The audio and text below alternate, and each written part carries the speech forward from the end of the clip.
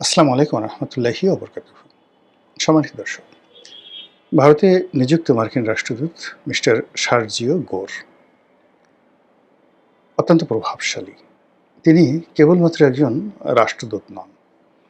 বাংলাদেশে যেমন দীনেশ ত্রিবেদী তাকে মন্ত্রীর মর্যাদা দিয়ে এখানে পাঠানো হয়েছে, কিন্তু তিনি নরেন্দ্র মোদীর ঘনিষ্ঠ বন্ধু নন।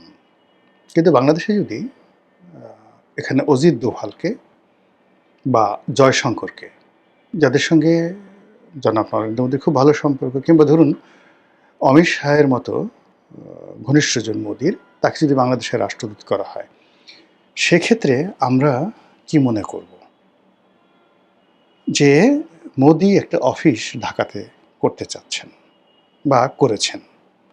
ঠিক একইভাবে ট্রাম্পের অনেকগুলো মন্ত্রী আছেন, ভাইস প্রেসিডেন্ট আছেন, তার সরকারের গুরুত্বপূর্ণ ব্যক্তি আছেন এবং তার সাথে সাহায্য করেন। তার মেয়ের জামাই কুশনার আছেন, তার মেয়ে ইভাঙ্কা আছেন, আরও অনেক কুশনারের বন্ধুরা আছেন, তার স্ত্রী আছেন। কিন্তু সবার মধ্যে এই আলোচিত সার্জিও গোর, মানে ডোনাল্ড ট্রাম্পের সঙ্গে তার যে ব্যক্তিগত বন্ধুত্বটা, এই বন্ধুত্বটা এমন একটা পর্যায়ে যেটি মার্কিন প্রশাসনে আর দ্বিতীয় কোনো ব্যক্তি ট্রাম্পের বন্ধু পরিচয়ে এভাবে প্রভাব বিস্তার করতে পারেননি বা মার্কিন জনগণের কাছে পরিচিত হননি। আমাদের দেশে যেমন সজীব ওয়াজেদ জয়, তার নাম আসলে তার বন্ধু হিসেবে ধরে নেওয়া হতো মোহাম্মদ আরাফাত। আবার তারেক রহমান সাহেবের বন্ধু বলতে আগে মনে করা হতো গিয়াসউদ্দিন আল মামুন, আর এখন মনে করা হয় শাহে আলম, মীর শাহে আলম। তো মীর শাহে আলম অবশ্য বলেছেন যে তার সঙ্গে আমার বন্ধুত্ব প্রশ্নেই আসে না, এর কারণ হলো আমি তার চেয়ে 7-8 বছরের বয়সে ছোট। কিন্তু আসলে বয়স দিয়ে তো বন্ধুত্ব হয় না। ভালো লাগাটা আসলে এমন একটা জিনিস, অনেক 20 বছরের বয়সে ছোট তার সঙ্গে আপনার বন্ধুত্ব হতে পারে। এখন জনাব তারেক রহমান সাহেব এই সরকারের, এখন যে যদি আপনি ধরেন সরকারের ভিতরে তার সবচেয়ে ঘনিষ্ঠ বন্ধু রাশেদ। তো এটা রাশেদ তাকে যতটা বুঝতে পারেন বা তিনি রাশেদকে যেভাবে বুঝতে পারেন, এটা অন্য কেউ বুঝতে পারেন না। আবার এর আগে তার সবচেয়ে ঘনিষ্ঠ বন্ধু ছিলেন বকুল, সেই যে খুলনা থেকে যিনি সংসদ সদস্য হয়েছেন, ছাত্র বিষয়ক সম্পাদক তিনি ছিলেন। কিন্তু বকুল এখন তাকে ওইভাবে দেখা যাচ্ছে না বন্ধুত্ব। তো একইভাবে ডোনাল্ড ট্রাম্পের যে বন্ধুত্বটা আছে, সেই বন্ধুত্বটা অ্যাজ এ ফ্রেন্ড মার্কিন হোল ওয়ার্ল্ডে, সারা দুনিয়াতে একজন যদি বন্ধু থাকে, ওয়ান সিঙ্গেল ফ্রেন্ড, ব্যক্তিগত বন্ধু, তিনি হলেন সার্জিও গোর। তো সেই সার্জিও গোর, তাকে তিনি অঢেল ক্ষমতা দিয়ে, পোর্টফোলিও দিয়ে ভারতে রাষ্ট্রদূত নিয়োগ দিয়েছেন। এতে করে বোঝা যাচ্ছে যে এখন এই মুহূর্তে কৌশলগত যে মার্কিন স্বার্থ রয়েছে, সেটিকে যদি আপনি কাতার ধরেন, দুবাই ধরেন, সৌদি আরাবিয়া ধরেন, তুরস্ক ধরেন, এমনকি ইউরোপীয় ইউনিয়ন ধরেন, তো সবগুলোর চাইতে আসলে এই রিজনে, মানে দিল্লি কেন্দ্রিক যে রিজনটা রয়েছে, এই রিজনে আমেরিকার ভবিষ্যৎ বেশি, স্বার্থ বেশি, অর্থ বেশি, ব্যবসা বাণিজ্য বেশি, এবং এটা এখন শিফট করে এই অঞ্চলে আনার জন্য তাদের একটা বিরাট মাস্টার প্ল্যান আছে। সেটা বার্মা অ্যাক্ট বলেন, ভারত ভেঙে টুকরো টুকরো করে বলেন, মোদিকে ক্ষমতা থেকে সরানো বলেন, বাংলাদেশের শেখ হাসিনাকে ক্ষমতায় সরানো, আবার শেখ হাসিনা ক্ষমতায় বসানো, ইউনূসকে ক্ষমতায় বসানো, সরানো, তারেক জিয়াকে ক্ষমতায় বসানো, সরানো, এরকম যত রকম খেলাধুলা আছে, same in Pakistan, same in Sri Lanka, Myanmar, মালদ্বীপ, ইন্দোনেশিয়া, তারপরে আফগানিস্তান, এগুলো ভুটান, নেপাল, সবগুলো, মানে এখানে আমেরিকা আসলে প্রচুর বিনিয়োগ করছে এখানে। একমাত্র বাংলাদেশে মনে করেন যে তারা, ডোনাল্ড ট্রাম্প যেটা স্বীকার করেছেন যে এই যে ডিপ স্টেটে প্রায় $50 million, $50 million, 1 million 10 lakh dollar, সেখানে $50 মিলিয়ন খরচ করেছে এই রেজিম চেঞ্জের জন্য। এটা ডোনাল্ড ট্রাম্প নিজে বলেছেন। 43 বা 44, আমি জাস্ট একটা রাউন্ড ফিগার বললাম, 50। আর যদি আনঅফিসিয়াল ধরেন সেটা হয়তো $1 বিলিয়ন, অর্থাৎ জর্জ সরোজ থেকে শুরু করে অন্য যে সকল ডোনার রয়েছেন যারা এই শেখ হাসিনার ক্ষমতা পরিবর্তন করার জন্য হয়তো আরও টাকা দিয়েছেন, এবং দুটো মিলিয়ে $1 বিলিয়ন। $1 বিলিয়ন যদি বলেন, এই মুহূর্তে 12,000 কোটি টাকা তারা খরচ করেছে শেখ হাসিনার পতনের জন্য। তো বাংলাদেশে যদি তারা এই 12,000 কোটি টাকা খরচ করে থাকে, তাহলে পাকিস্তানে তারা প্রতি বছর খরচ করছে অ্যাট লিস্ট $5 বিলিয়ন। এর মধ্যে $1 বিলিয়ন শুধু দিচ্ছে অ্যাজ এ গ্রান্ট হিসেবে। তো এখানে স্বার্থ না থাকলে তো এখানে হয় না। তাহলে পাকিস্তান, ইন্দোনেশিয়া পুরো এলাকাতে তারা এই ডিপ স্টেটের ক্ষেত্রে যদি অন অ্যাভারেজ ধরেন ইয়ারলি, তারা এখন $10 বিলিয়ন খরচ করছে। $10 বিলিয়ন, জাস্ট একটা ধারণা। এখন এই $10 বিলিয়ন কোথায় কোথায় কিভাবে খরচ করবে, এটার জন্য তো এটা কোনো রেকর্ড নেই, এটার কোনো বিল নেই, ভাউচার নেই, প্রজেক্ট প্রোফাইল নেই, তারপরে ডিটেলড ডিপিপি যেটাকে বলা হয় প্রজেক্ট প্রোফাইল, সেটাও নেই। জাস্ট সিআইএর মাধ্যমে, এফবিআইয়ের মাধ্যমে, বিভিন্ন এজেন্টের মাধ্যমে, এনজিওর মাধ্যমে তারা আনকন্ডিশনালি টাকা দিচ্ছে। আর এই টাকা মার্কিন প্রশাসনের পক্ষ থেকে যিনি দিবেন তিনি তো ডোনাল্ড ট্রাম্পের ঘনিষ্ঠজন হবেন। তো বোঝার চেষ্টা করেন যে সেই লোকটা কতটা বিশ্বস্ত, ভীষণ রকম বিশ্বস্ত। আমাদের তারেক রহমান সাহেব যখন একসময় মামুন সাহেবকে বিশ্বাস করতেন, বা এখন যেভাবে তিনি মীর শাহ আলমকে বিশ্বাস করেন, এইভাবে ডোনাল্ড ট্রাম্প সারা দুনিয়ার মধ্যে 1 নম্বর তার বিশ্বস্ত লোক হলো এই সার্জিও গোর। এখন সেই সার্জিও গোর দিল্লিতে আছেন, নরেন্দ্র মোদীর সাথে দেখা করেন। কয়দিন আগে আমরা শুনলাম, সত্য মিথ্যা জানি না, ঘন ঘন শেখ হাসিনার সাথে দেখা করছে। আর এই যে যারা পলিসি বোঝেন, রাজনীতি বোঝেন, তারা যখন এই খবর শুনেন যে সার্জিও গোর শেখ হাসিনার সঙ্গে দেখা করছে, সত্য মিথ্যা আমি আগেই বলছি যে এটা কী হবে জানি না, কিন্তু এই জিনিসগুলো তো আমরা শুনেছি। আওয়ামী লীগের লোক বলেছে, আওয়ামী বিরোধী লোকগুলো বলেছে, যারা ফ্যাক্ট চেকিং করে তারা বলেছে, বিভিন্ন ইল্লু বিল্লু যারা আছে তারা বলেছে। এই সার্জিও গোর সেখানে দেখা করে, কি দেখা করেছে, শেখ হাসিনার সঙ্গে কেন দেখা করবে তারা? শেখ হাসিনাকে তো তারা উচ্ছেদ করেছেন, তাড়িয়ে দিয়েছেন দেশ থেকে। তাকে উচ্ছেদ করার জন্য $1 বিলিয়ন তারা সরকারি বেসরকারিভাবে খরচ করেছেন। এখন সার্জিও গোর কেন তার সঙ্গে দেখা করবেন? এই জিনিসগুলো আমরা যত শুনছি তত ভয় পাচ্ছিলাম।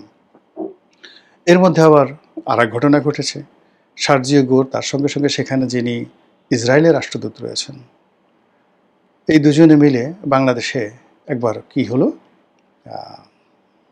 জঙ্গিবাদ উত্থান হচ্ছে, তারপরে আরও কী সব ইসলামী গ্রুপ যারা আছে তাদের বাড়াবাড়ি নিয়ে নানা রকম কথাবার্তা বলল।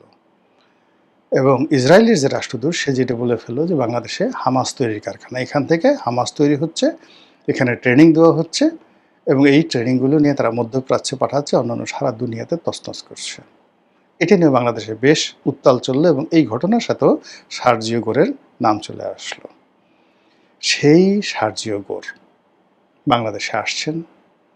তিনি আসার আগে আবার মার্কিন যুক্তরাষ্ট্র থেকে উচ্চ পর্যায়ের বেশ কয়েকজন প্রতিনিধি গোপনে প্রকাশ্যে চলে এসছেন। আমরা যেটা শুনেছি ওয়েস্টিন হোটেলে এসে, আগেও যেমন ওয়েস্টিন হোটেলে তাদের অনেকগুলো রুম বুক করা ছিল শেখ হাসিনার পতনের আগে, এর মধ্যে একজন কর্নেল পদমর্যাদার কর্মকর্তা মারাও গেছেন।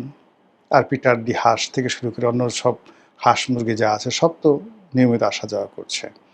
এর বাইরে প্রকাশ্যে অপ্রকাশ্যে বহু সামরিক, বেসামরিক, গোয়েন্দা, মার্কিন কর্মকর্তা, ব্যবসায়ী, আমলা কামলা, ডিপ্লোম্যাট তারা অহরহ আসছে।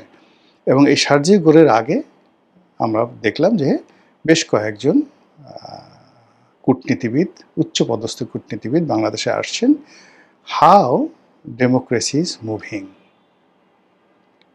How new government is working, এবং অন্যান্য যে বিষয়গুলো কিভাবে কমপ্লাই করছে, এবং এগুলো খুবই অ্যালার্মিং, ভীষণ রকম অ্যালার্মিং। এবং এইগুলোর সঙ্গে সঙ্গে যখন আবার সার্জিও গোরের আসার খবর আসলো, তিনি কি কথা বলবেন হয়তো আমরা জানবো না, দেখা করবেন, প্রধানমন্ত্রীর সঙ্গে দেখা করবেন, অনেকের সঙ্গে দেখা করবেন, আমরা সেগুলো দেখব, কিন্তু এর বাইরে আমরা কিছু বুঝতে পারবো না। আবার তিনি ফিরে যাবেন। ফিরে গিয়ে মোদির সাথে দেখা করবেন, আর ট্রাম্পের সাথে কি বলবেন, হাসিনার সাথে শেখ হাসিনার সঙ্গে দেখা করবেন, আমরা সব কিছুই জানি না। কিন্তু এগুলো দেখলে না আমাদের খুব ভয় লাগে। আমাদের বারবার শুধু স্নাইপার রাইফেলের কথা মনে হয়, বারবার শুধু আমাদের সেই জুলাই বিপ্লবের কথা মনে হয়, বারবার শুধু আমাদের জেনারেল নরিয়াগার কথা মনে হয়, এরপরে আমাদের মাদুরোর কথা মনে হয়, ভেনেজুয়েলার প্রেসিডেন্ট মাদুরোর কথা মনে হয়, আমাদের ইরান যে তছনছ হচ্ছে, আমাদের লিবিয়ার কথা মনে হয়, ইরানের কথা মনে হয়, ইরাকের কথা মনে হয়, আমাদের ইয়ামেনের মতো একটা সোনার দেশ। আল্লাহ রাসূল নিজে বলে গেছেন, ইয়ামেনের মানুষ ভালো, ইয়ামেনের মাটি ভালো, এবং তামাম দুনিয়ার মুসলিমদেরকে তিনি বলেছেন যে ইয়ামেনীদেরকে মানে ভালোবাসার জন্য। সেই ইয়ামেনটাকে জ্বালিয়ে পুড়ে ছারখার করে দিয়েছে এই আমেরিকা।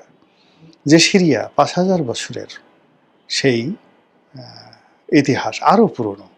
আপনারা জানেন যে হযরত নূহ আলাইহিস সালামের দুজন সন্তান ছিলেন, শাম এবং হাম। হায়াকার হাম ও শাম এবং হাম। শাম থেকে যে জাতি বের হয়েছে সেটিকে বলা হয় সেমেটিক জাতি, আর হাম থেকে যে জাতিটা বের হয়েছে সেটা হলো হেমেটিক।